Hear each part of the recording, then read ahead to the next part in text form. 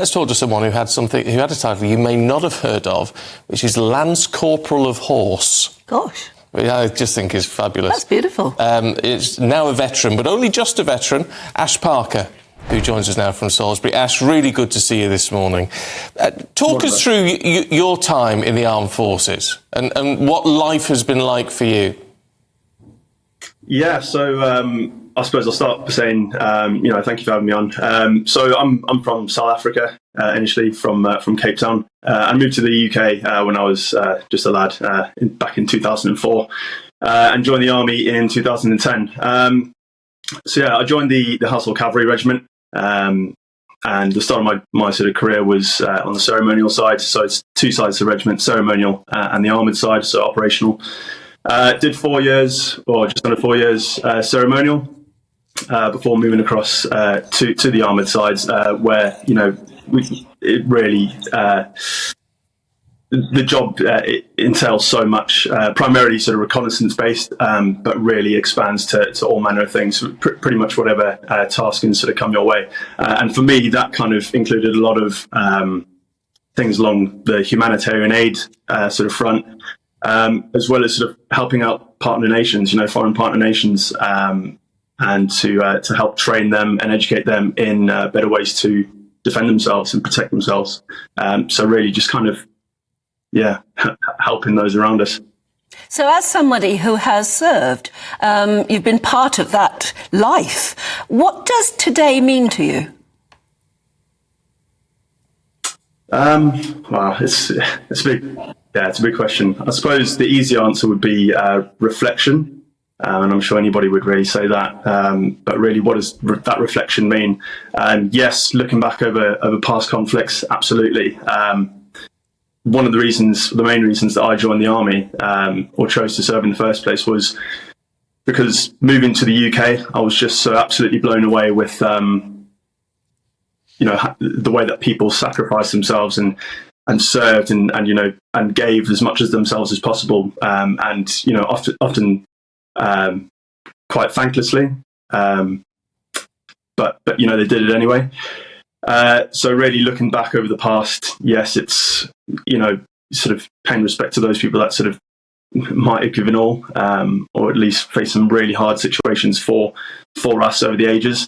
But also, I think reflecting on the world as it is now, and also looking to the future as well. I think if we don't learn from the past, as it says, we're doomed to kind of make not necessarily the same mistakes, but we're doomed to kind of repeat ourselves. And I think it's just really important to just look forwards as well.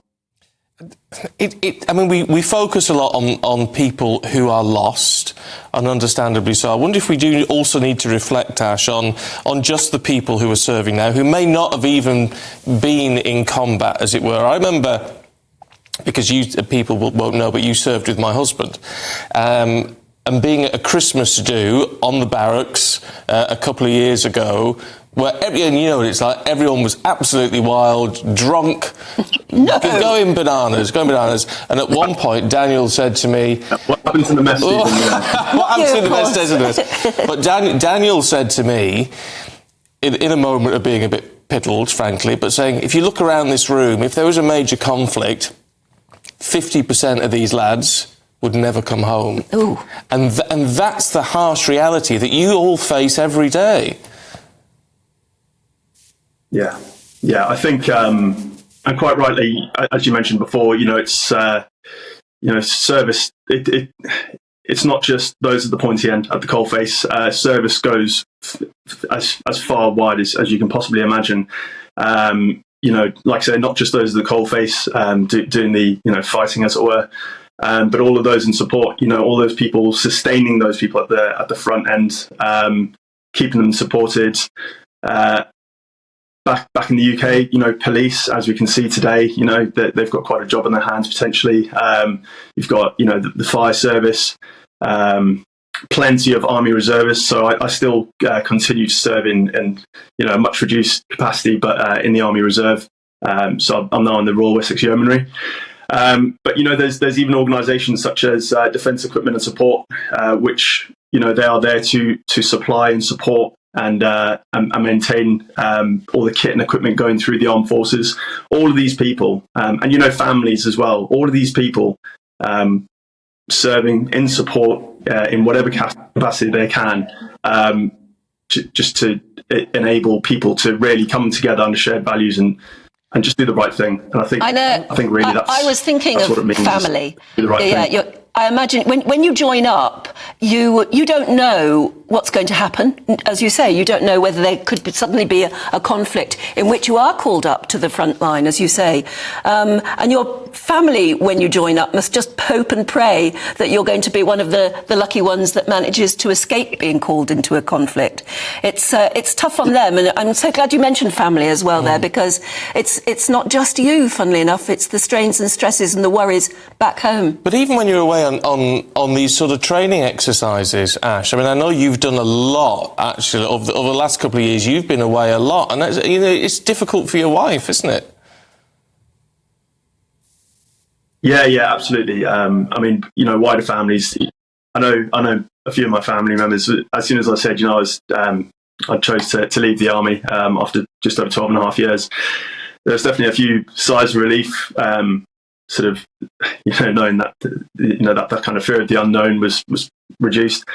But yeah, no, honestly.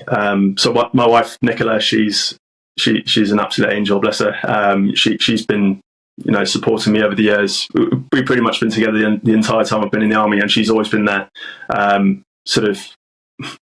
without question, always sort of supporting me and pushing me to do as much as I can. So yeah, it would have been a completely different story if I didn't have her by my side. That's for sure.